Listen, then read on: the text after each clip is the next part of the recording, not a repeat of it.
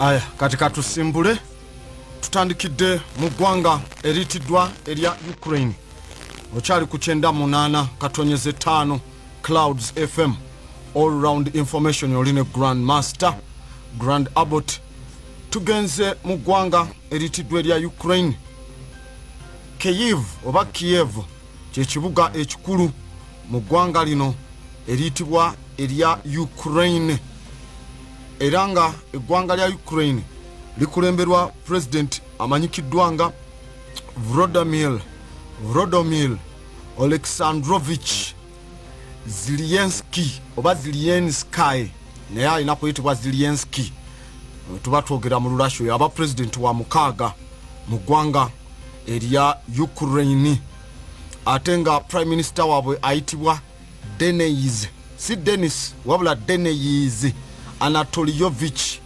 Shamhal musajja yo businessman again entrepreneur ate munabya bufuzi era abadde prime minister w'eggwanga lino mu biseera bya covid kuvanga nya ogwokusatu 2020 we bamulonda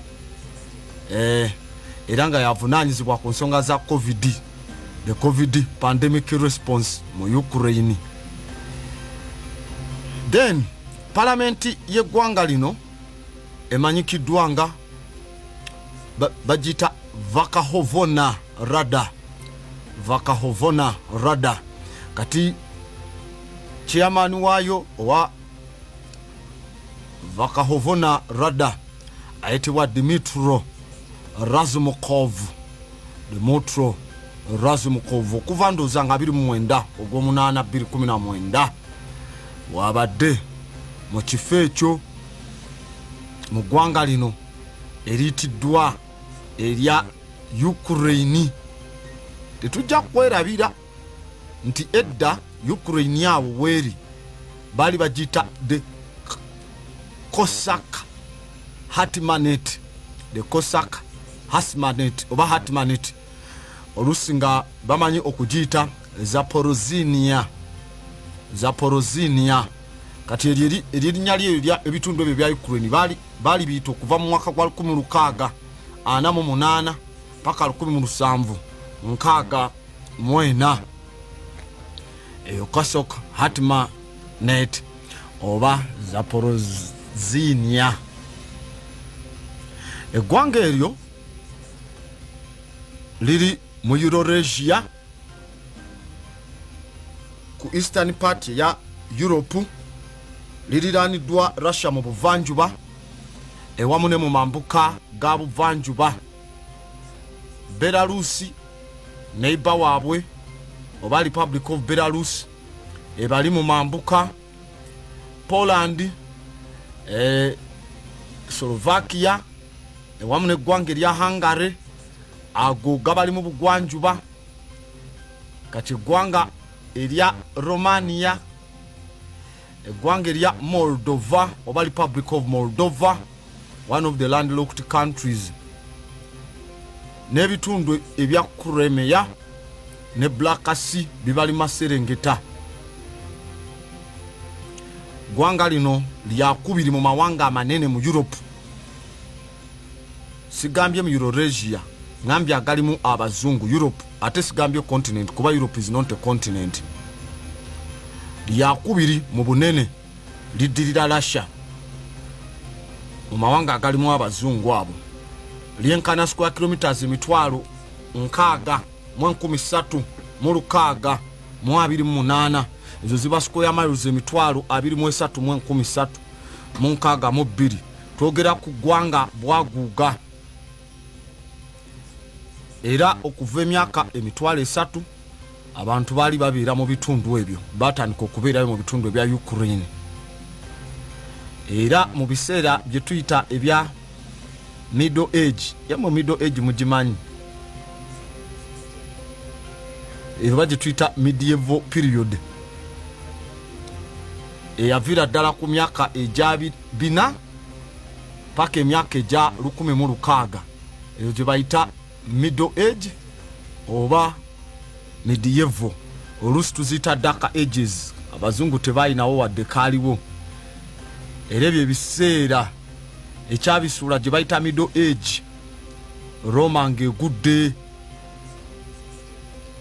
era Roma bw'emala okugwa etteeka lya church ne libeera nti likyakola buli wamu kubanga lyali lisibye abantu okuyiiya kati middle age bwegwa neggwawo oba medieval period oba dark ages kuba church yali efuga by then kwe kuyingira mu age gye tuyita age of discovery ey'obuvumbuzi buto mubo already feno mu Africa twali twavumbula naye kati bagiyita age of discovery lwe batandise nabo okuvumbula ku bintu weebityo era eyo yeyo Ukraine yali mu masekati g'ekyo ekifo kye tuyita the East Slavic Slavic people eyabogera Slavic languages betuyita the Kievian Rush abaddayo mu Vikings n'abalala awera we babeeranga mu ggwanga eryo erya Ukraine era nga lyatuuka eggwanga eryo ne likutulwamu oba mu bitundu ebyo ne wakutulwamu mu myaka gya 1200 amatwale galwanirwa ne gawulwamu ne gafugibwa abakirimaanyi ab'enjawulo nga mwe muli eyayitibwanga Polish Lithuanian Commonwealth. Lwaki njogedde Polish nga ngaseko Poland ekintwalayo kuba tugenda kumanya nga tuli munda mu Ukraine. The Polish Lithuanian Commonwealth oba edda gye bayitanga Crown of the Kingdom of Poland and the Grand Duchy of Lithuania. Then Austria-Hungary nayo nejja empire gye bayitanga Austro-Hungarian Empire oba gye bayitanga the dual monarchy. Yali yamaanyi eyo mu biseera naddala mu mwaka gwa 1867 mu Europe. The Austria-Hungary oba the Austro-Hungary Empire yali nayo efuuse ya tabu. Era bwe twekenneenya mu ggwanga lino eriyitiddwa erya Ukraine yerimu ku mawanga agetwala mu bali abayitibwa CIS countries oba ge bayita Commonwealth of Independent States. Bamemba 9 be balimu ng'ogasseko ne bafounding non-members ate 2 gye bayita Commonwealth of Independent States wagaga kutuka ku Soviet Union. Bwe twekenneenya eggwanga lino erya Ukraine jukira tuli mu makolero oba mu bisenge by'amakolero ag'ebyentalo. Eggwanga lino oluvannyuma lwa Russian kadde oba Soviet Union nga eyiise Ukraine eyo gy'olaba yasikira amagye agali aga Soviet Union nesigaza ejje ly'abasajja 78,000 ku matwale gaayo nesigaza n'ebyokulwanisa ebyali ebya Soviet Union ebimu era ne babeera nga be baali ab'okusatu okubeera ne nuclear weapons arsenal ennene mu nsi. Russia nga yesooka, America neddako, Ukraine neddako kubanga ali esigaza eza Soviet Union nuclear weapons ezaali ennyingi. Kati mu mwezi gw'okutaano mu 1992 eggwanga eryo erya jukira Soviet Union eyiika tugenda yingira mu myaka ejja 1990 eyiise Russia etandika 91 awo. Kati mu 92 nga bamaze okufuka state nga bo basayininga aba Ukraine basayininga endagaano gye tuyita the Lisbon Protocol. Kati Lisbon Protocol yatandika osayiningibwa 1991. Endagaano eyo yali yakukendeeza ku byakulwanisa nayo ya start gye tuyita the Strategic Arms Reduction Treaty. Naye eyo yali document ya sayiningibwa ba representatives aba Russia, Belarus, eggwanga lya Russia, eggwanga lya Belarus, eggwanga lya Ukraine n'eggwanga lya Kazakhstan.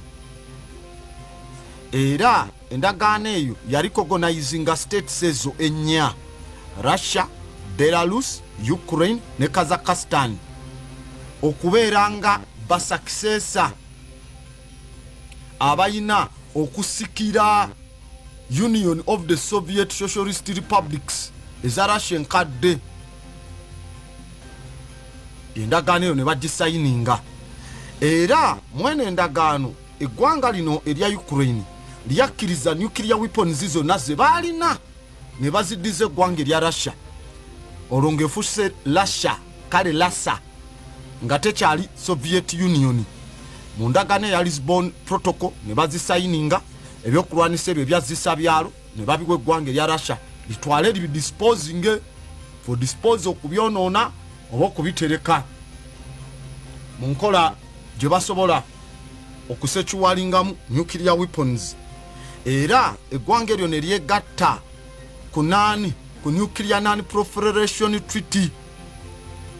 Nuclear Non-Proliferation Treaty, endagaano egaana okubeera n'ebyokulwanisa zisa byalo, tugiyita NPT.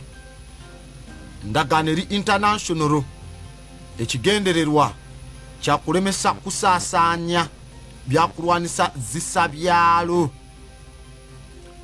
byalo ne tekinologi oyo, oba nuclear okumukozesa peacefully nga bakola nuclear energy. Nja kutegeeza ku nsonga za Uganda ne nuclear energy maaso awo. Era eggwanga agatasayininga ndagaano eyo eya Treaty of the Non-Proliferation of Nuclear Weapons, eggwanga mu Africa tulinamu erya Sudan. India nayo teyagisayininga endagaano eyo. Ukraine endagaano negiteeka mu nkola mu 1994. Wetugendera mu 1996 eggwanga lino nga nuclear weapons zonna baziwadde eri eggwanga erya Russia. Era netandika okutwala steps okendeeza ne ku byokulwanisa bino bye tulina bya bulijjo. Ne basayininga endagaano gye tuyita Treaty on Conventional Armed Forces in Europe, oba gye bayita CFE, Treaty on Conventional Armed Forces in Europe. Endagaano eyo ya negotiatingibwa newunzika mu biseera eby'emyaka egisembayo egya Cold War, era ne establishingawo ebbago lyetteeka okubako ku limit ey'ebyokulwanisa n'amagye ge mulina okuba nago mu mawanga aga Europe, era n'okukendeeza ku namba z'abasirikale oba ebyokulwanisa ebimu okubyejjako. Kati endagaano eyo ya Treaty on Conventional Armed Forces in Europe, kati zeze endagaano zenkugamba abakulembeze abafuzi nga General Tibahabula tasobola gisayininga. Treaty on Conventional Armed Forces era eri mu Europe. Endagaano eyo yali esaba buli ggwanga lya Europe okendeeza ku namba ya tanka ze balina. Ukraine nezikendeeza, ne bakendeeza ku mizinga atirale ze balina, ne bazikendeeza, okendeeza ku armored cars vehicles, ne bazikendeeza, n'eggye ne balikendeeza okuva ku mitwalo 78 ne basigaza eggye lya mitwalo 3.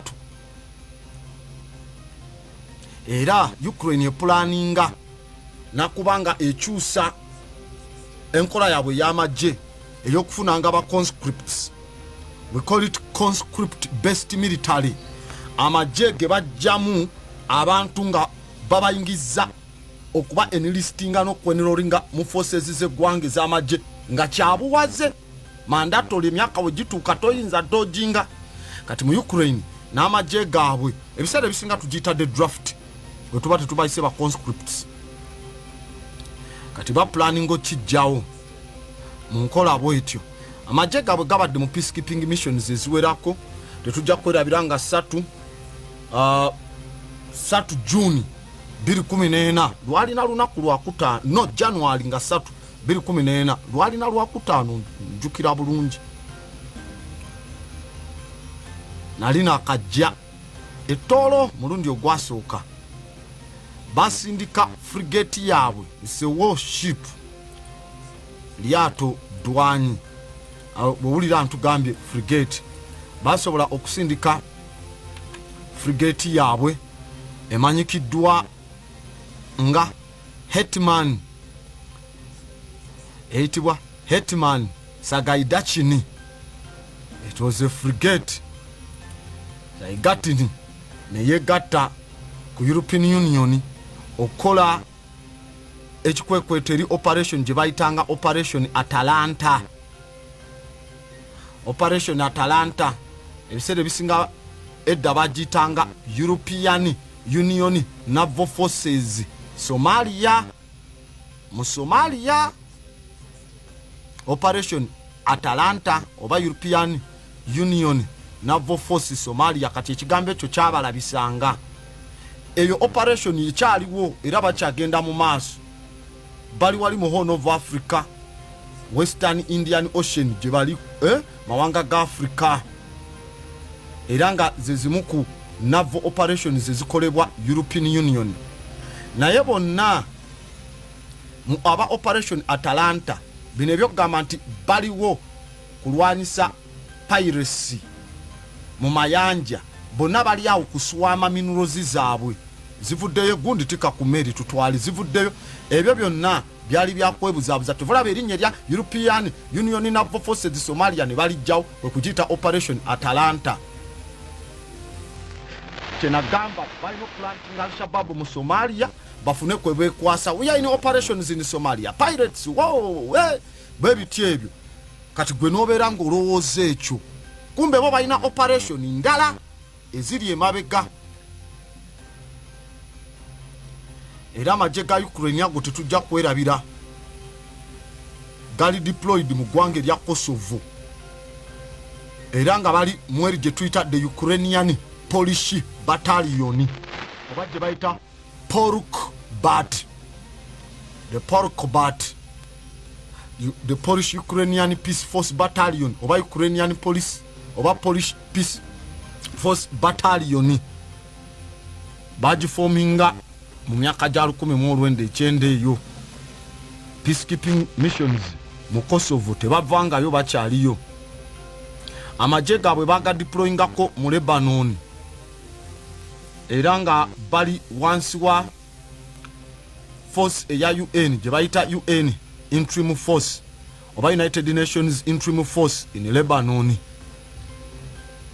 Eyo mission yali y'amagye ga UN ne NATO baje establishingawo nga 19 Ogwokusatu 1978 wansi wa United Nations Security Council Resolution 425 ne 426.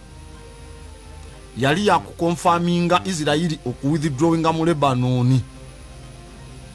Kuba Israeli yali erumbye mu Lebanon enaku 5 mabega, that is in 1978. Kati Ukraine nayo yateekayo amagye ku ndagaano ezo ne tulaba ceasefire. Ne tubalaba mu Sierra Leone, mu ggwanga erya Sierra Leone, wede muyita Sierra Leone, it is Sierra Leone. Nga Charles Taylor wali mu Liberia avayo ngeri mu Sierra Leone bali mu kuba diamonds. The Ukrainians were there. Era nabo ne benyigira mu kutwala diamonds ezo. Mu mwaka gwa 2003 paka 2005 amagye ga Ukraine ne baga deployinga mu Iraq wansi w'eyo Polish command yaabwe Ukrainian Polish Battalion gye bakozesa okunyaganga. Kati bwe tulaba okwetoloola amawanga ga Africa amagye ga Ukraine bawolera ddala abasojja 562 bakola ki fe abatalina na embassy ya Ukraine. Akitegeera benyigamu operations nyingi batraininga n'amagye ga America. Oluvannyuma lwa independence berangiriranga na neutral state. Era nga abakulu bano bapatana ba eggwanga eryaba ekibiina ekya NATO kuva 1994 mu 2001 okutuuka kati NATO yokka gye beesigamyeko. Era nga tulaba basayininga gye tuyita NATO Ukraine Action Plan bagisayininga mu 2 oluvannyuma kyavayo ne kikkirizibwa nti ekibuuzo ekya Ukraine okwegatta ku NATO kirina kuddizibwamu bantu nga bakoze referendum balonde ebiseera ebiddako eby'eggwanga lino oba lyegatta ku NATO oba teryegatta ku NATO. Kati jukira abantu abamu abali eyo boogera Russia tebaagalangako NATO, bakyalina guli omutima gwa Soviet Union enkadde.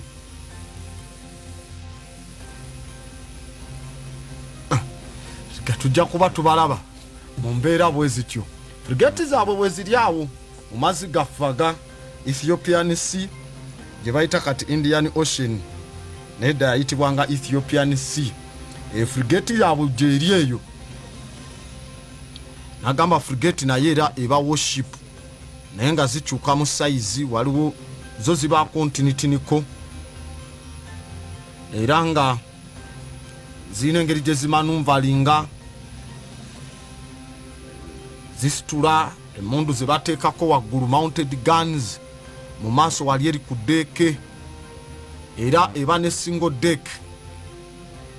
Ezimu zitera okuba ne deeke ebbiri naye nga zitera kuba na deeke emu mu maaso okusingira ddala. Ezo bwe zityo frigate bwe bavaayo ne babeera nga bazizimba era nga frigates ezo zikozesebwa okuprotectinga warships endala n'amaato abasuubuzi n'abalala, era nga zikola ne anti-submarine warfare, zikuba submarine. Kasita baziwa eryejje lye tuyita AEF oba kye tuyita Amphibious Expeditionary Forces.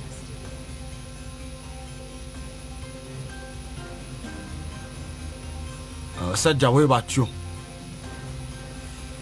gagala kwagala faanana kovati nalyo tiniko ate, oba ne gagala ofaanana destroyer ate yo mpanvu neneko, oba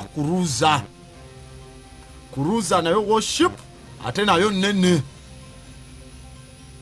In fact wowulira nga tugambye cruiser waliwo yali agamba ebintu bino bimubuzaabuza, gamba destroyer ate covert frigate ate miso cruiser eryato cruiser kati ekyo katukimale. Cruiser lyeryato erisinga obunene mu fleet oluvannyuma lwa aircraft carrier ewamu ne amphibious assault ship. Aircraft carrier esitula ennyonyi n'owulira nti eriko ennyonyi 100 oba 120 oba 7 gyeba esinga obunene ku mazzi. Ne tuddako gye tuyita ki amphibious assault ship, eryo lisitula ne zitanka wansi eyo mu ddeke zaalyo ate lijja paka nalyo ku lukalu libadde ne lireeta n'amagye mizinga atirale. Kati eriddako obunene yeyo gye bayita cruiser. It's a missile cruiser ezivuga nezikasuka ebe protecting amaato gano toyina gakoonako. Kati destroyer eba edduka. Destroyer mwago gonna agali ku mazzi teryegenkana teryesobola kwenkana destroyer mu kudduka, because it's a fast maneuverable long endurance warship. Ekigendererwa kya destroyer kuwerekera ebyombo ebinene ebya fleet oba giyite convoy oba battle group n'okubidefendinga naddala muze tuyita short range attackers ez'amaanyi abakubira mu short range okumpi destroyer abe bakolako kuba ebe balengera ebe kwasa submarine eri wali ne destroyer eri wano oyinza okundabira olutalo luba lwa tabu gwe mulimo ogwo gwazo. Okay? Kovati tiniko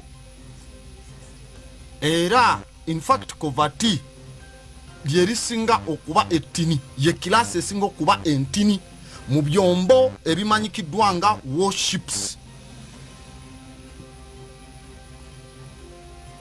Kasitova ku kovati eriddako obunene tuba tudda ku frigate. We tuva ku frigate ne tulyoka tuddako destroyer. wetuva ku destroyer obunene ne tuddako cruiser, wetuva ku missile cruiser ne tulyoka tuddako amphibious assault ship, wetuva ku amphibious assault ship ne tulyoka tudda ku aircraft carrier. Bwetyo bwetambula design eya warfare ku mazzi. Okay, era owulira omuntu nga bamuyita frigate captain, eyo naval ranka ez'amawanga agasinga. Era owulira wabawo gwe bayita covert captain. Owulira covert captain omanyi oyo alikoko wansi kuba covert ntini, kati frigate captain naddako, destroyer captain naddako, cruiser captain naddako. Akitegedde paka. Katuyingire mu nsonga ez'eggwanga erya Ukraine, tuleme kunyumya ntula bugenyi. Katuyingire mu ggwanga erya Ukraine tulabe wano abasajja ab'amagye nga balwanyi nga balwana ku saidi ya Russia abali mu kuba eggwanga lya Ukraine era bakutuleka ekitundu ekirala. Kasobodde okubajjotoka, babasekudde ne babakubira ddala ziri ze bayita tonziriranga mu bitundu ebya Donbass. Amagye ga Ukraine gakubya abarasha bubi nnyo bubi nnyo. Basajja balwanyi balwana ku saidi ya Russia. Russia gamba si magye gayo naye nga balwana ku saidi ya Russia, bagala kutulako bitundu bya Donbass nga bwe bakutulako Ukraine. Bafunye rose eziwerako oluvannyuma lw'ebifo byabwe mwe babadde. Gano si magye ga Russia era be bakubye, babisekudde ne bakubamu ebikompola ebiwerako okamalira eddala.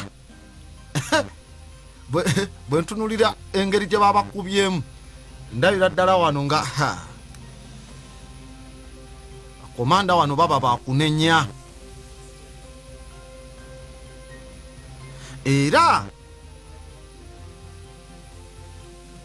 okulwana kuno abasajja bano abalwana ku saidi nga bawagira saidi ey'okutulako ekitundu bakigatte ku Russia, okulwana kwabwe basobodde okukola mu weekendi okubaddemu okw'amaanyi bwe kutyo nga webagira amagye tegabalinza aga Ukraine bo ne babaswama.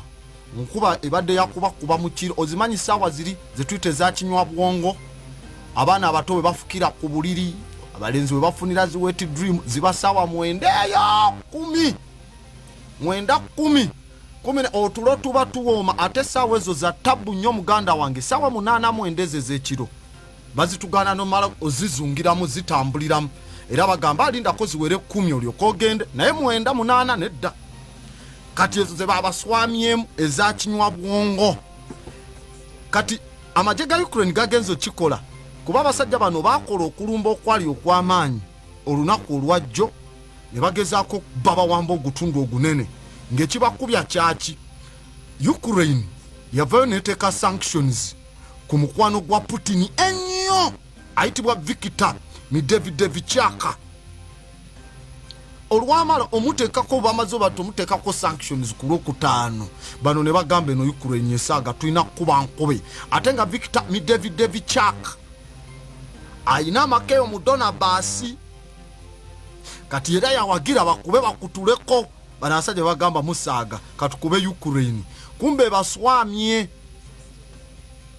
ne baswama ne balinda mu ssaawa ezo ez'ekiro.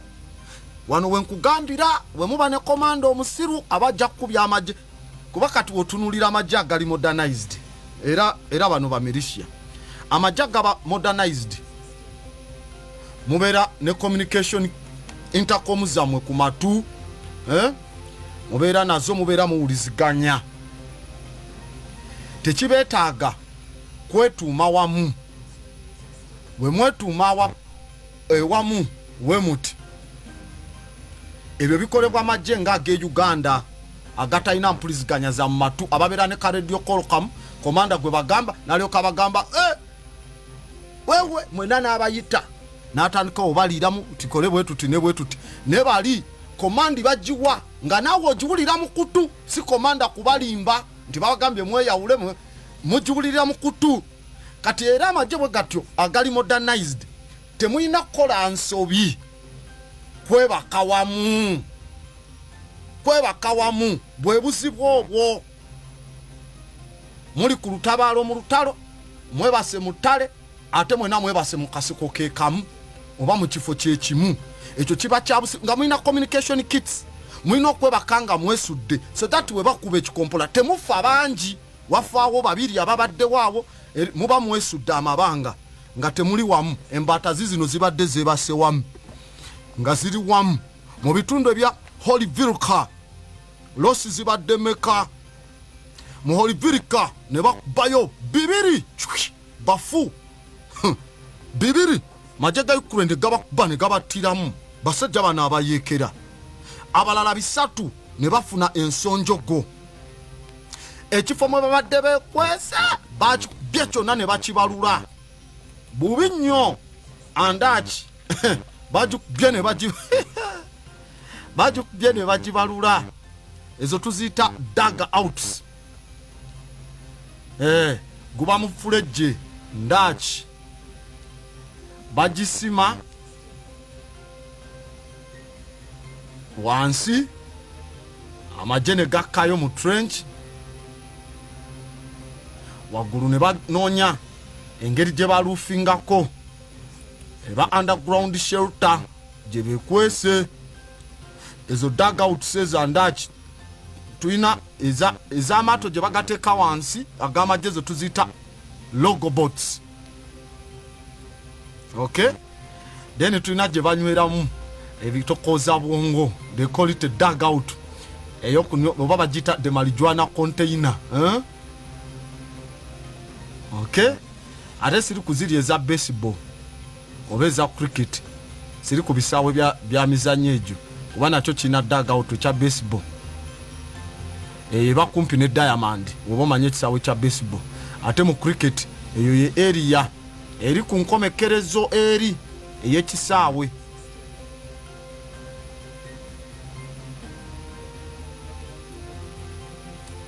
ne mu bisaawe bino ebimu eby'omupiira ye watuula it's the technical area azanyi b'omupiira olaba bwe batuula bakochi technical bench banga batudde nenga balinga baliko kasheruta akababika waggulu eyo naye ino kuba dugout naye kati zino ez'amagye ebandaki mwe babadde nga bonna beebase sawa za kinywa bwongo abasajja ne balyoka bakasuka rockets ezibadde ez'ettabu ennyo okamala information emaze okukakatizibwa lwakuba enamba y'abafu egenda ekyukakyuka erinnya eka kati andaki bagibye yonna ne bagibalula mu bitundu ebya Holyvilka era nga amagye ga Ukraine gasoose kozesa drone kati drone banange zifuuse drone ne zirumba direct fire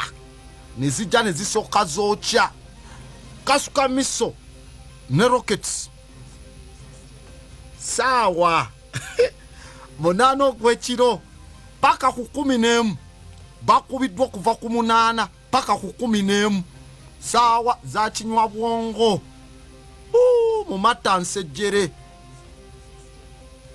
era nga wano post ey'amagye gabo ba pro-Russian militants mu Donbass olw'amaze obasekula ameposti yaabwe yatandise okutandika okusindika communications ez'amangu babadde balina okutandika okukolerawo ahead of the schedule kubanga kino babadde tebakola ki tebakisuubira they were not expecting it nekijja ne kibatuukako bubi nnyo era abasajja bano aba Ukraine bagamba ffe tujja kubakuba nesekakubiro yenna amagye agakubiddwa ne namba yaabwe abafudde ba pro-Russian forces bali mu kuwoninga bagamba Ukraine kyekoze jja kyejjusa kati bagenda jiwa a full scale battle olutalo olujjuvu mu area zonna ndulinzeeko nange ndulabe ndulinzeeko ndulabe.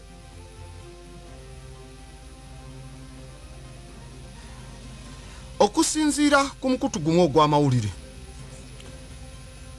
gwasoose ne gutegeeza ne bakomanda senior forces 5 bamaze dda nabo okufiiramu. Officer owa intelligence mu ggwanga erya Ukraine, soja wa intelligence ayitibwa Sagi Neschadim, ono n'avaayo n'ategeeza enamba y'abarasha betwasse bali 9. Intelligence officer wa Ukraine yagamba bakubye 9 si 2, era najja n'atandika okubabala.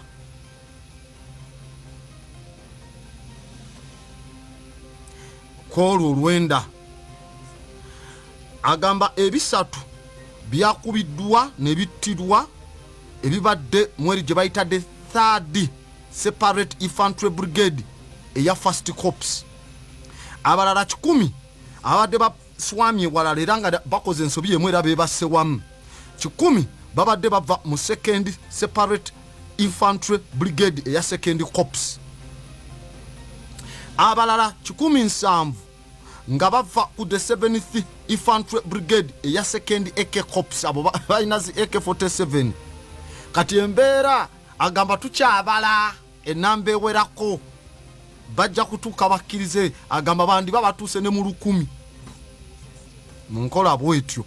Eyo ne banamba nyingi okubakuba mu kiro ne mugenda okkeera ku makya nga babaseemu 9 bagamba 2 eno enamba mpanvu yo wa intelligence agamba 9 kubanga abamajje bano bamanyi okweka enamba entuufu.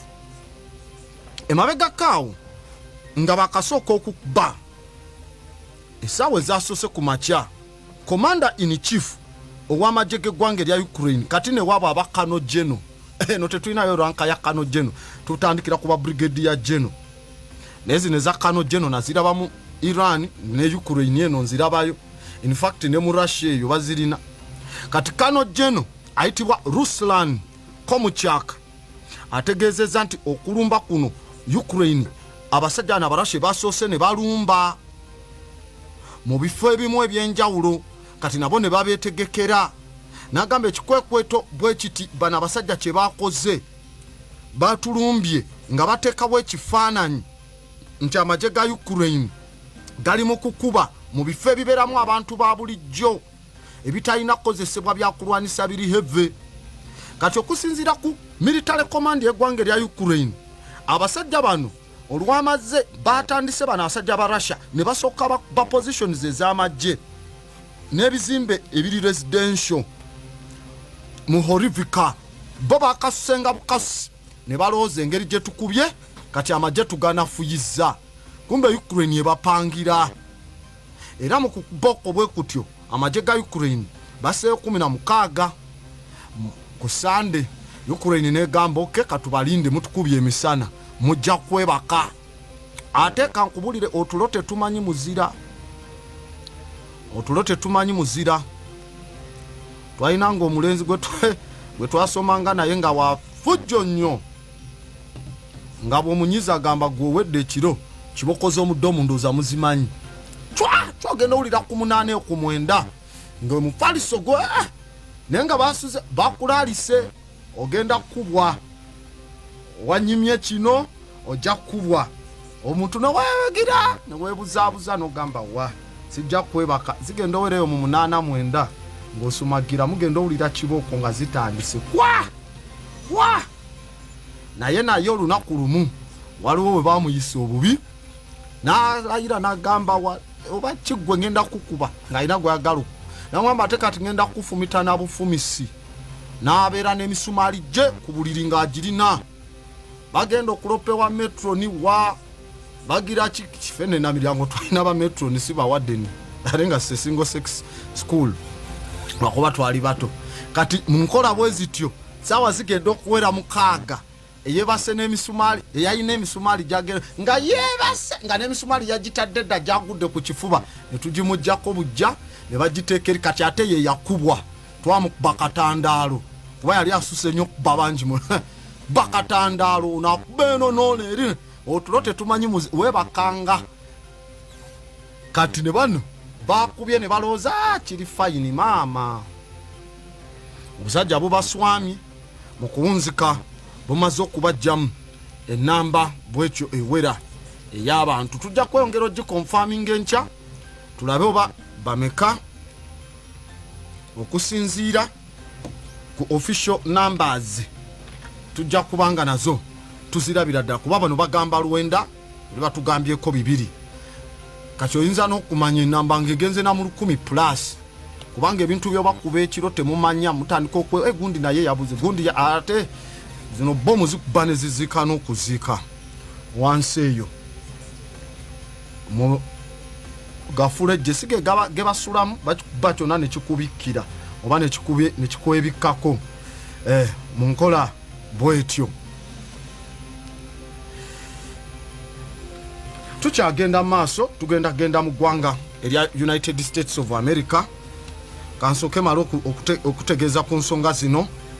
Bano babayise Tujja and Friends era nga Tujja and Friends Uganda Limited bavuddeyo ne bakutegeeza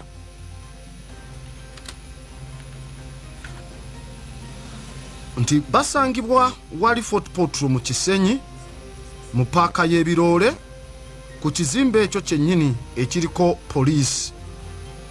poliisi ofiisi zaayo ziri mabega wa kizimbe ekyo bo bali mu maaso ku luguudo era waba Tujja and Friends ku luguudo mu maaso ofiisi zaabwe wozisanga oba yafeesi era nga bizinesi gye balina yakuwola nsimbi oyagala looni bagambye batandikira ku $5,000 tuuka ku bukadde 10 ebikwatagana n'omusingo gw'oteekayo ne bakuwola ogenda ne mu byogerako nabo era nga sente zino wozisabirawo ozifunirawo mu lunaku lumu era ne bagamba ojja kuba essimu eya 0782 89 33 07 oba 0706 34 12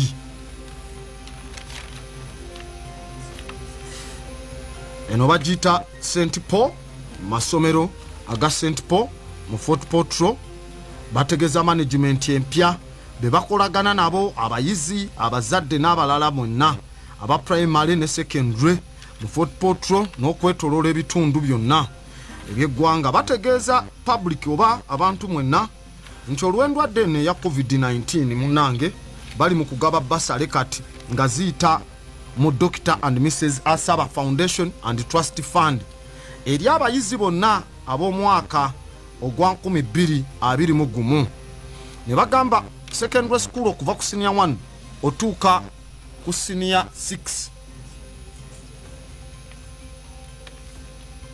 senior 1 okutuuka ku senior 6 aba boarding mubadde musasulanga emitwalo 65 kati bagambye ojanga kusasula 45 ababadde basasula emitwalo 23 kati bakusasulanga emitwalo 10 primary P1 to P6 abekisulo badde basasula emitwalo 55 kati bakusasula emitwalo 35 abadde nga bawa 21 kati bakusasulanga 16 aba nasali baby middle top babadde nga basasula emitwalo 16 de kati jijja kuba emitwalo 11 era nga bagaba ne basale enzijuvu eri abayizi abatano abasinga mu bibiina byonna era nga full bursaries baziwe eri abayizi ne ba students abafunye first grade ku O level n'abazifunye ku P7 nga mugenda kwegatta ku secondary yaabwe ngobadde osomera mu ssomero lyabwe enzikiriza zonna zikirizibwa mu ssomero lino ebisinga bagambye yanguwa nga basale tezinaggwawo kuba registration egenda maaso ku ssomero aba primary oba junior school mukube ku simu ya 0775 99 16 15 oba 0702 65 24 secondary kuba essimu zino 0772 nya nkaga mu mukaga musanvu 33 oba 0701 nya nkaga mu mukaga musanvu 3 musatu. Tukyatambulira ddala nga tugenda mu maaso. Nkugambye tugenda mu ggwanga erya Amerika naye kansoke mmale okugjawo obubaka buno tukiriziganye nkomewo bulungi n'eggwanga eryo eriyitiddwa erya United States of America tubeere nga tujjayo bye twasobodde okujjayo tovaako nkomawo. nangwa binabukora mulose na jwa ebyo kulya mbiguzire ebyo kunywa mbiguzire engoye za buli mulingo zona ziguzire baito mukazi nabane kibakora nko kunshwazi dore isoke nko kuri mchwekera mutu dore mbiri nko kugukumisana changalao obwana bwona busihukere bwona tubyazuka kuri muturuke mu nzu yange nzo ahire byo kunshwazi ati nyuma mura mbingore ndanguze omukyara kodiko kike kyagwo omushiza tiyambinga ngundasha kubi umura ati mpumureka mukyara kodiko niwe nabeka yawe ninye mutamanyira abasamona bakuletire bigita habwa abana bakuletire samona baby jelly habwa abakyara bakuletire samona body cream samona habo jelly hamuna samona habo soap habwa amasoke bakuletire samona hair relaxer eya straight samona living treatment samona hair food eya chirisa samona blow out habwa masoka magufu ebigita bya samona nobisanga mu buli duka yona mwihanka hamuna supermarket enzoka yawe niche kitinisa kyawe.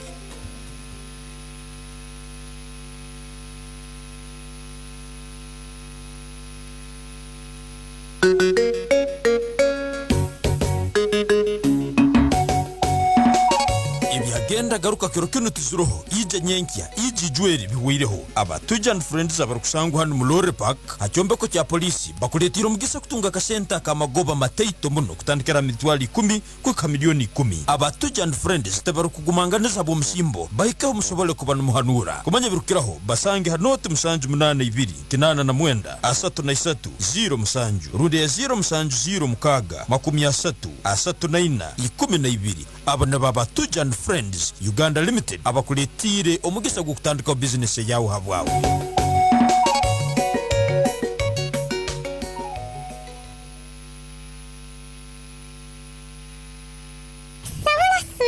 Sabula baby, sabula sweetie. Kani mpura no muzina sabula bintu kyebi. Omunyoroza veriyo niyo tamanyira cyo kunywa cya sabula. Sabula nsande nunga jongero mbirungo nka majani, carrots, beetroot, watermelon, enanasi, emiyembe n'ebindi bingi. Sabula fruit juice nekoyeri wena kujogwa endwara neyongera amani mubiri kandi neyamba mubiri gwawe kurwanisa obulwaire nka kokoro n'ezindi nyingi muno. Ekyokunywa kya sabula fruit juice nikikuyamba n'okusala emyaka. Hati merida ekyokunywa kya sabula nso kisanganka. Katunga maduka na supermarkets zona muihanga kwenda kusubura mbwingi. Tera namba ya simu 0774 10 musanju rundi 0772 40 nsanju na musanju. Sabula.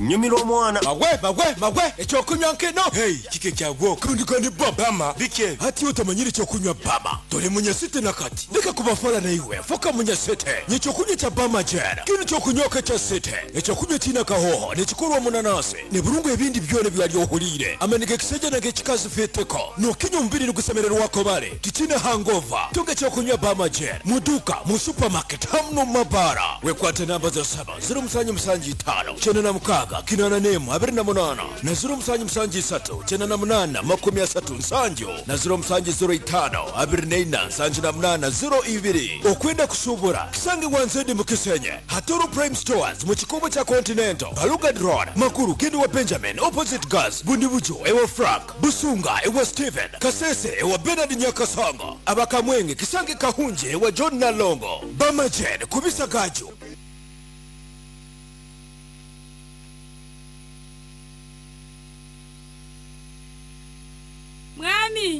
Mwami we cyangwa tsenye tujye tuganiraho ingajwe rwano nangu tubiganireho cye ubanzo kure kabiri cyenda konywe kabiri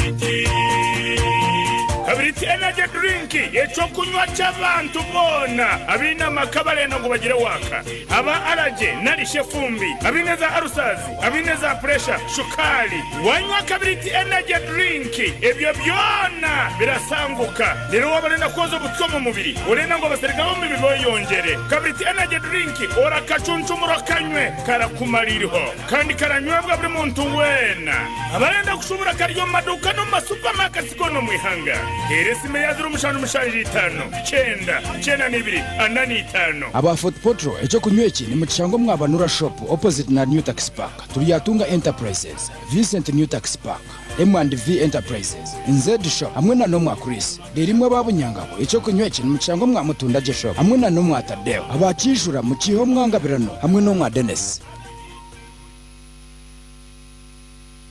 konka shinyo mzee kanshobirwe umuntu kwari kurwaraho gace urabarange cyo kunyweki bagambeki umuntu anyweki abantu mubashobororere echo kunywa cyone cyo rihurira ngo kirabireho omanyangwa birungo byaco byona tukabikwata twabitomu kacupa kamwe aka embogo extra herese drink mwe no kushoborораje embogo extra herese drink ni yari kuzare byo kunywa byona nyine nkuru wabyo byona embogo yiziye tujinywe tujimareho tuterere agona mazima n'aba UNBS kubachondorize cyo kunywa cha embogo extra health drink bashanga kino mugasho ahamagara go muntu ni stamba arusazi abakinywireho batandikira koherezo bujurizi stamba ku rugo mugongo amagara gona okushasho munda shohozo buto mu mubiri rera batine waka batandikiraho batereraho nicoze shagama kirimo imbazi mingi mnonga eyo kuhera amagara go muntu tinkajigamba ngo namarayo nichikorwa batendo Bakery Limited ukwenda kushubura teresime yazuru mushanjuro 5 chena na mukaga anana mukaga makunyana nange yazuru mushanjibi makumyashatu ashatu nishatu 10 waba wabwinecho reka kugure bindi noba wamara noba wabwine Yesu oza kuganira na fukaza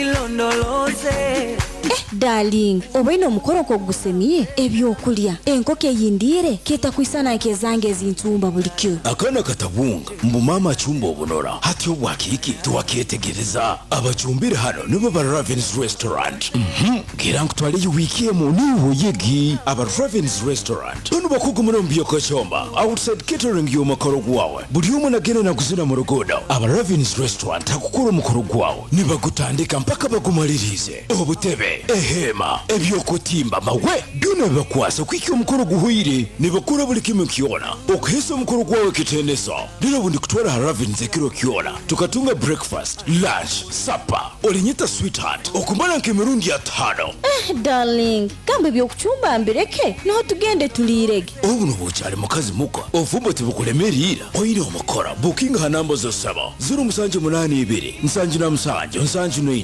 2 na 0 eba rusanyu sanju na isato bisatu ikobe na 0 ema runana 38 bisatu sanju na isato aba Ravens Restaurant and Takeaway basangiro andika straight bikwate omukoro gwani kujya kuba fitiko gutunge medale.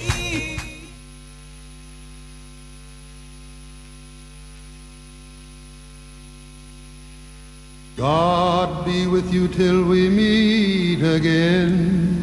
Mukama akatwa mukama twireo ibaraliye rehaisanizibwe mukasumye ko kufero bagonzi babaitu munaku nyingi umugonzi wawe aine kusendekerezebwa mukitinise kirungi bino byona mbabazi za ruhanga bigarukira uwema naba Arise Funeral Directors Uganda Limited bino nibyo batekaniza mukaire kukuganya okutekaniza umugonzi wawe no kumusendekeriza kurungi aba Arise Funeral Directors bakwinira sandu caskets hamihende tali haigora kuiharundi kutwara umugonzi wawe buri kichwika cyone kya Uganda n'aheeru y'ihanga ehemu y'okuhuumurizamu omugonzi wawe neetimbibwa kurungi ekituro nikyombekwa n'okutiikanizibwa kurungi kandi eyisirwa COVID-19 intiikaniza nayo bagikwiniire omuheereza obonde ne bakura t-shirt ezinyakura ekisani ky'omugonzi wawe yanyakuhumwire red carpet byona nebikoro abakwima omugonzi wawe bakugu mono kandi balasumate mono ihema n'entebe z'okwikaramu ebisani n'obutabo ebyokwijukiraho omugenzi order of service bakagambigambi motoka y'okwekonyeza kuferwa eroho kandi yabusa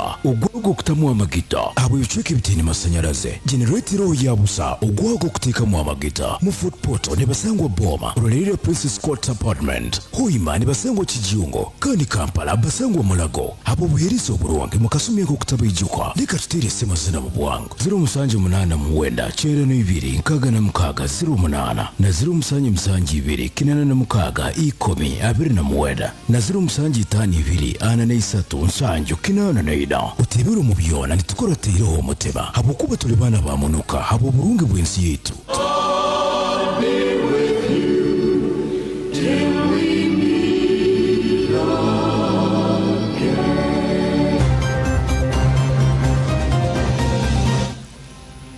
Tugenda mu ggwanga erya United States of America ekitundu kyaffe ekyokubiri oba essaawa yaffe eyokubiri yetugenda okubanga tugitandikira United States of America mu North America wali gye tuli mu kwogerako ggwanga eryo tulyogeddeko bingi nnyo era tuzenga tulikola likulemberwa President Joe Biden ye mukulembeze w'eggwanga lino erya United States of America Democrat Vice President mukyala ayitibwa Kamala Harris. She is the 49th Vice President of United States of America and the first female Vice President of United States of America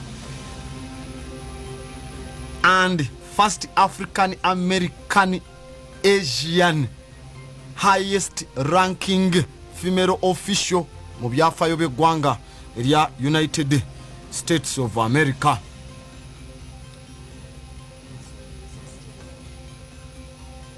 Era Speaker w'eggwanga lino Speaker wa House amanyikiddwanga Nancy Patricia Pelosi oyo naye aludde mu byobufuzi aludde mu byobufuzi abadde Speaker okuva 2019 ate era n'okuva mu 2007 paka 2011 era yali Speaker n'akiwumulamu n'akomawo kati 2019 ne bakimukwasa ne kati ate yasavinganga representative wa California okuva mu 1987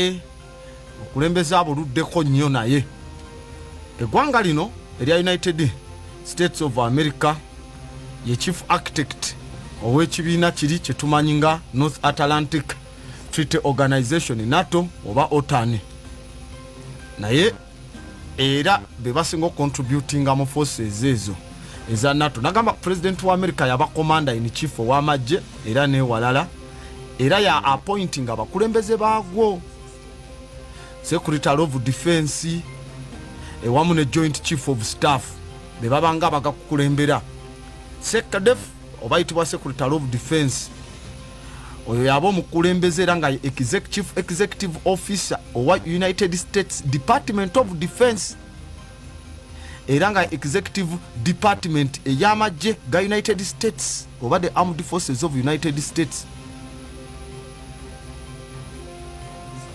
era Secretary of Defense ekifo kyaliko ku komandi y'amagye n'obuyinza yaddirira president is the second honorary to the president kati betwita Joint Chiefs of Staff yeba body eyaba most senior uniformed soldiers oba abasirikale abakulembera abali munda mu Department of Defense beba advisinga president owa United States of America ku nsonga z'ebyamagye era badvisinga Secretary of Defense ne Homeland Security Council.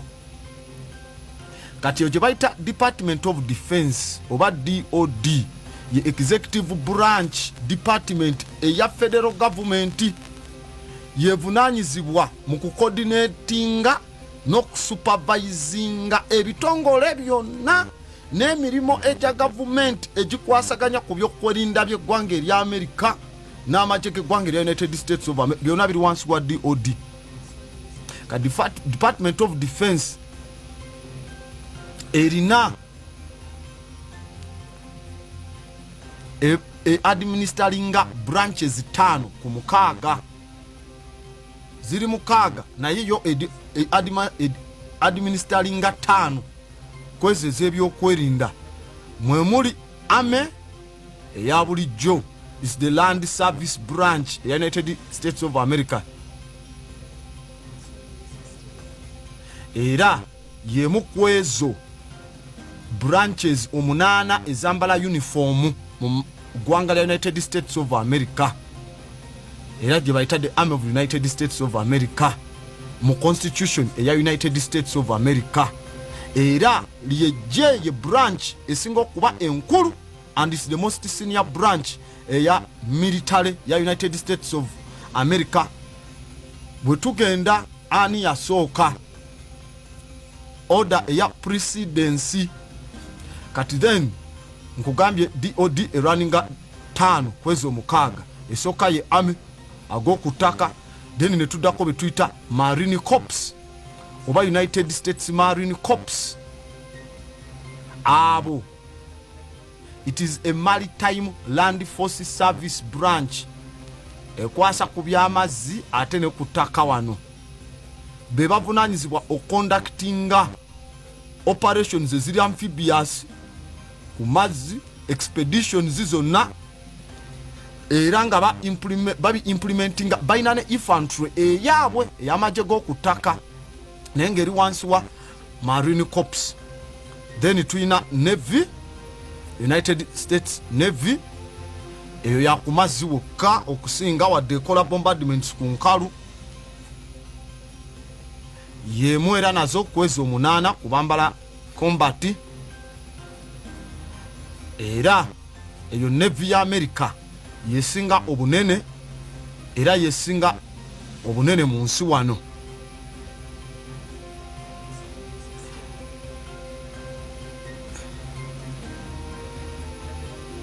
Bukwata amato gaabwe aga Navy ya America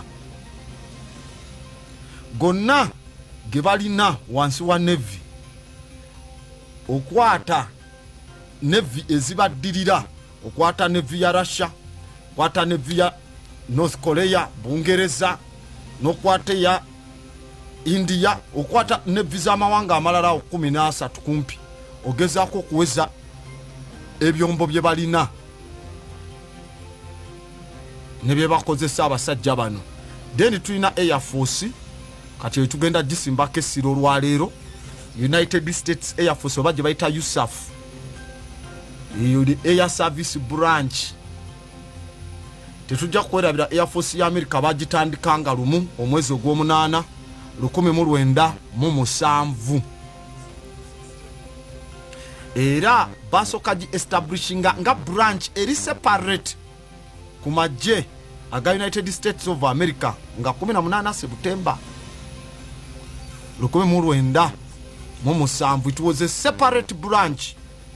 Then kuno kwekuli neze Twitter Space Forces nkugambye zezo 5 Department of Defense zetwala Army, Marine Corps, Navy, Air Force ne Space Forces. Aba United States Space Forces beba kwasaganya kwebyo ebyejje lyetaaga mu bbanga bebagala oteeka nuclear weapons mu bbanga ku biwandiko bya Donald Trump byaleka kye tuyita full broad spectrum okuteeka nuclear weapons mu space. Eyo branch ya majje era ekolagana ewamu ne Air Force ne NASA. Kati ze 5 Department of Defense zefuga ba Coast Guard tebali wansi wa Department of Defense. Aba Coast Guard eyo branch y'amagye eri administered wansi wa Department of Homeland Security oba DHS. Department ya Homeland kati oyinza gamba SWAT nga tetuziwulira tetulira ATF alcohol tobacco and firearms abo ezo department nkugambye balina forces za bikamunana abambala uniform. FBI nga tetujiwulira. FBI ye yambala jacket beba senior officer okujjako extraction and rescue team ye yambala combat. Kati Coast Guards abakuuma aba Coast Guard abo bakuuma ku mazzi okulaba eryato libidde kutaasa bano. Missions nyingi ez'enjawulo ze bakola. Abo bali wansi wa Department ya Homeland Security. Era Homeland Security evunaanyizibwa ku security w'abantu ba bulijjo mu America. Ebanga ministers twandise minister oba ministry y'ensonga z'omunda, interior ministry oba home ministry mu mawanga amalala. Era nga mission yaabwe ya anti-terrorism, border security, immigration, customs, mukukusa biki n'ebirala. Eyo zi DEA, Drug Enforcement Agency ban eyo bonna gyobasanga mu biseera eby'eddembe. Ne ba Coast Guard yabo basobola okutwalibwa wansi wa Department eya Navy mu biseera by'entalo. DNA batwala Navy ate Department ya Navy tewerabira mu America bagiyisa nga bayisa gye bayita the Act of Congress enaku z'omwezi 3 April 1798.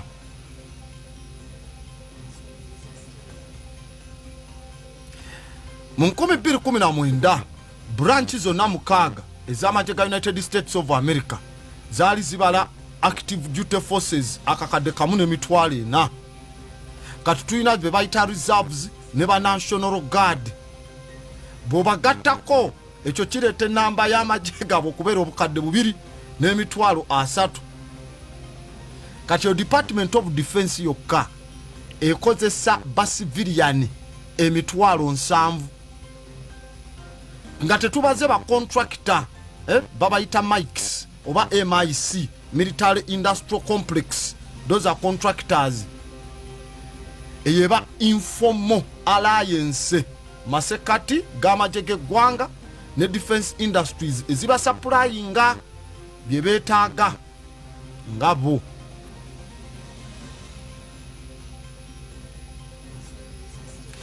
Eno ne mu America waliwo forced services z'amagye biseera by'olutalo lwa Vietnam ba conscripts.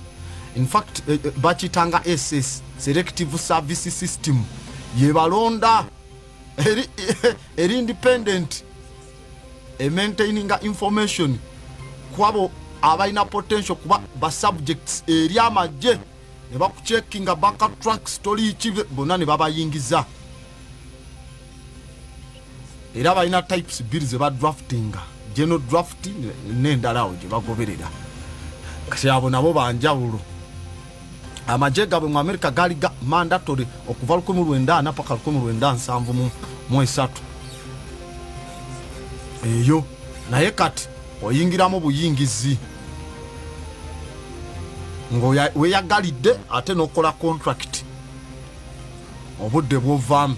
Nagamba amagye ga America be basinga aircraft carrier balina 11.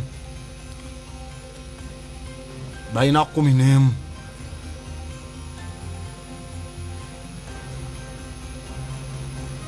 Era nga bano balina ne ziri ze tuyita MAGA TF oba Marine Expeditionary Units ez'enjawulo ku gayanja okwo. Era amagye ga America galina bases eziwererako ddala 920 okwetooloola ensi, 920 bases.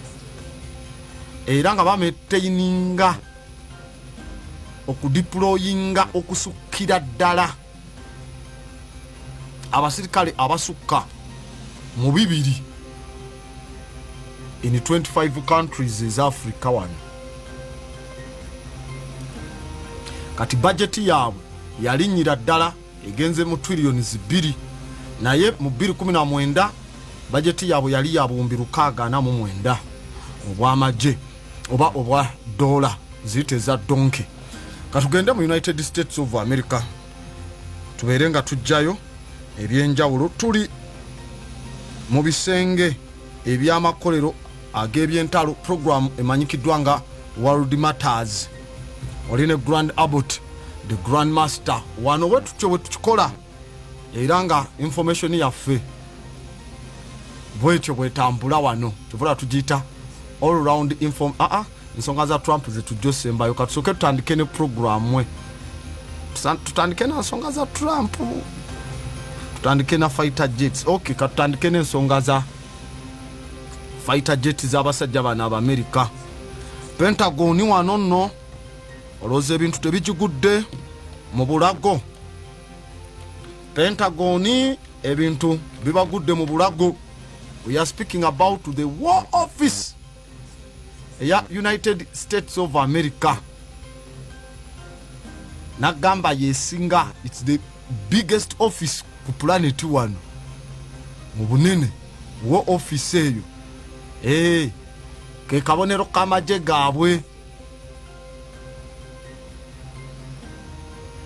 eyo era esangibwa bayitayo mu Arlington County mu Virginia. Kasito osala omugogo baguyita Potomac River okuva eri mu Washington DC n'osala kasito ogusala n'oyingira mu luko gwa Arlington oba omaze okujja okugenda wali eri kumpi ne Pentagon. Era ne yagidesigninga bamuyita George Briggs-Strom oba George Edwin Briggs-Strom ye architect ya designinga Pentagon omusiyazi oyo. Shokate nezimbibwa contractor ayitibwa John Makashine. Era oyo bamuyita ne mu America erinnya the architect era n'ekifaananyi kye bwekiri wali eri wennyini.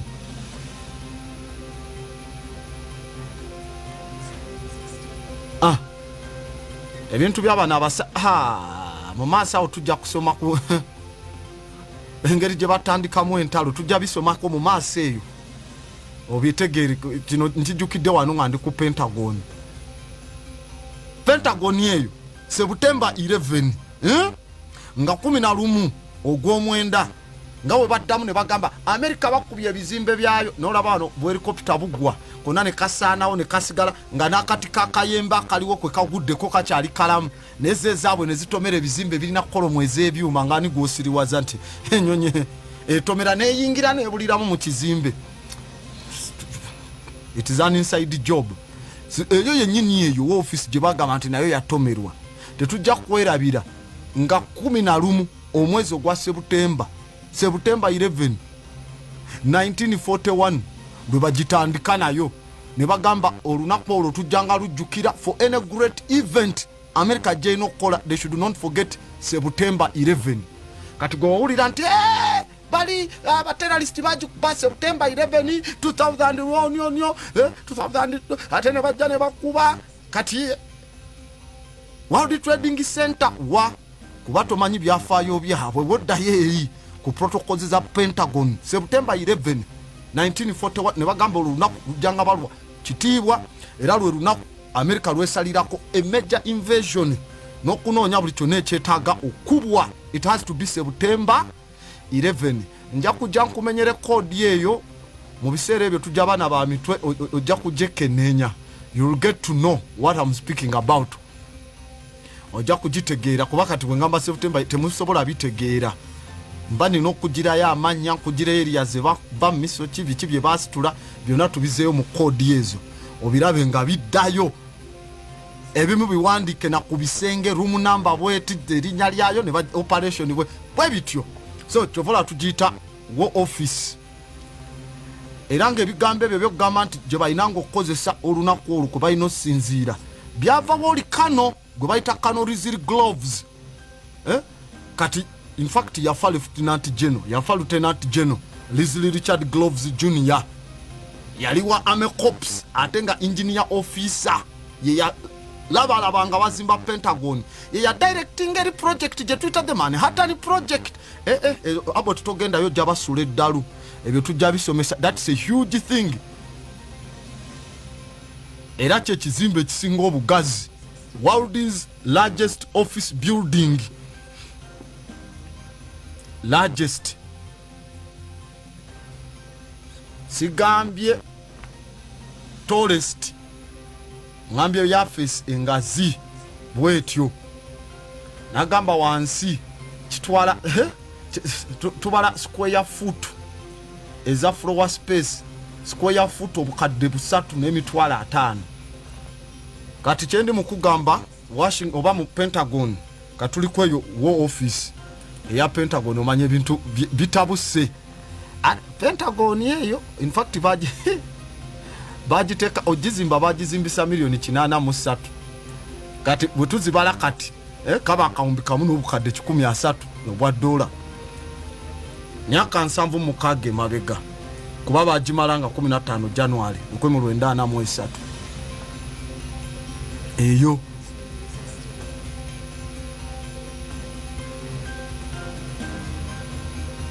Era teriko nti ono yagikulembera ono yakola ki ono era wansi wa Department of Defense.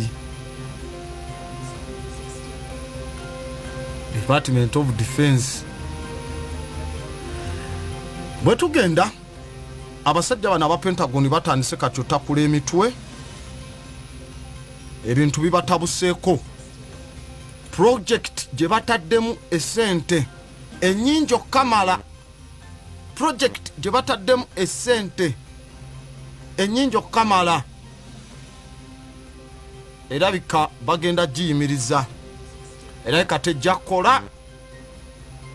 F-35 fighter jets eza F-35 America bazizize project bayinza ogizira kati era Pentagon egamba at least out tugende ku F-16. F-16 ziri modo wa zamani F-16 kubanga bwe tunadda ku bino tuyinza owunzikanga project tugitaddemu sente nyingi ate netusala bakuddayo ku F-16 tugiyita General Dynamics F-16 Fighting Falcon eri F-35 gye tuyise eya Lockheed Martin F-35 Lightning II single seat single engine all weather stealth multi-role combat aircraft.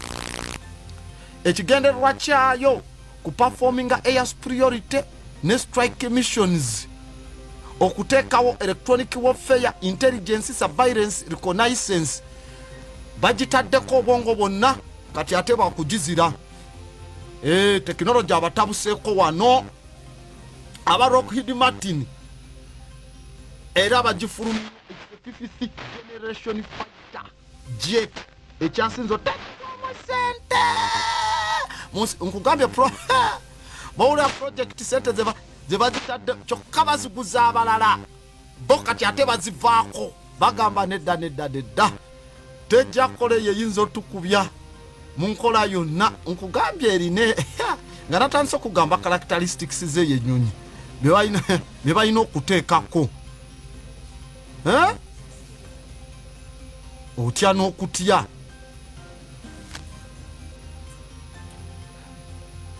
Naye ate ekyewunyisa kimu ate era tedduka nnyo wadde kise stealth jet edduka machi ya 1.6 obuwanvu egenda mu range gyegenda ne banedda ziba miles 1,700 oba kilometers 2,800 ezo ku mazzi ziba nautical miles 1,500. Kati combat range yayo ngekozesa amafuta g'omunda ngenda okukutegeeza ngekozesa amafuta g'omunda ekola combat mu range ya kifo ekyenkana kilometers 239 oba miles 770 zinatuko miles ez'okumazzi 669. ng'ekyali ku mafuta gaayo, ekyali ku mafuta gaayo. Kasooke tuveeyo eri ndyoke nzijje nsooke ngikunnyonnyole bulungi ogitegeere lwaki bali mu gisuulawo. Bafunye ebiseera ebizibu abagizimba era nga Pentagon etandise okonsidalinga okukola okusalawo okwennaku ekiruma naye nga tebalina kyakkola. F-35 bagenda givaako badde ku version empya ba upgrading F-16.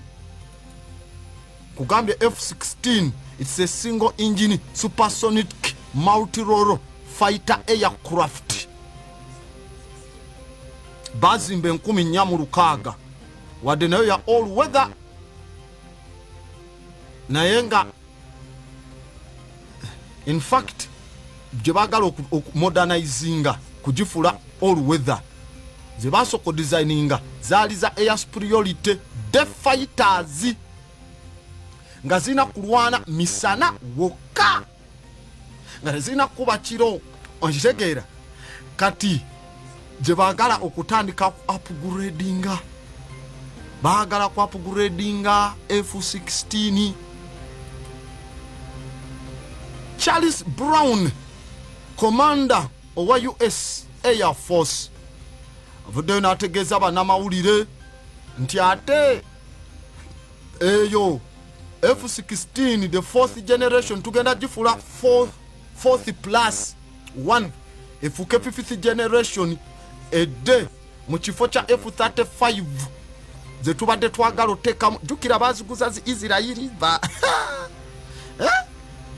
era nga ensonga eri tekiniko n'ensimbi bya tekiniko na nsimbi tekinologiya aleese eminyira okusinziira ku Department of Defense. Bwe tutunulira ennyonyi eya F-35 buli ssaawa gyemala mu bbanga every hour